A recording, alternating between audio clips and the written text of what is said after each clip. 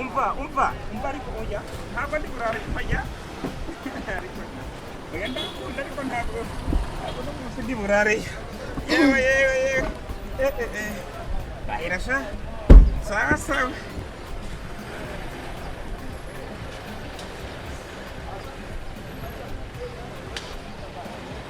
Karibu sana. Unaweza kwenda?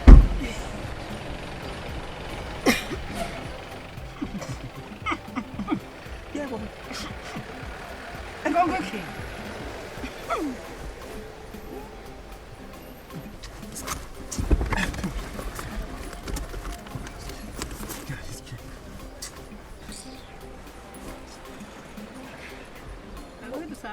Muka kwa tayari mniambie twende. Ariko madamu ko ubahuka. Ngongeke. Nta soni gira. Ngiri kumpa ngo ngende ndya muri taxi. N'uburozi ndaguhaye singe. Izi singe. Utazishaka kuzireke.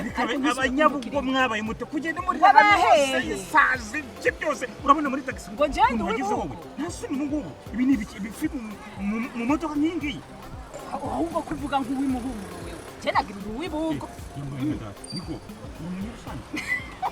Umbwira ahubwo genda uri umunyarusange wowe uri uwimuhumura ahubwo ingena wambaye ingena uvuga ingena wishima cyenagira uwibugo ubwo uzi ko nabonaga bino bitenge nkabona uri umunyabugo neza rwose irusange ndahazi uzi ko njya ndarayo buryo nagiyeyo yewe nzatawe mpa nimero zawe kuko nimpara niba nzabahamagana ahubwo n'uburobe ndaguha singuha nimero gusa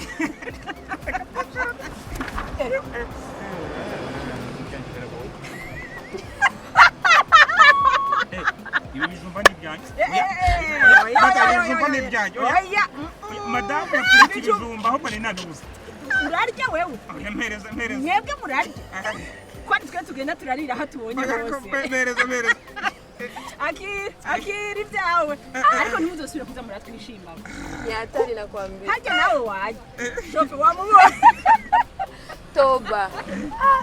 Kumbe mlikuwa mnalombana tu nyie. Na nyie wote mko pamoja. Si mnaniwa kabisa. Lakini tunaona. Si mnaona? Ikitu itandukanye kiko ndani ya mitwe yetu. Sivyo nyene. Shofe, akira dusangira kile kijumba tugende tugende. Na ungenipatia ningekutosha. Mimi napenda kijumba sana. Akira dusangira. Najenda go hako. Sawa, mwacha tuende. Okay, tunaweza kwenda sasa. Twigende.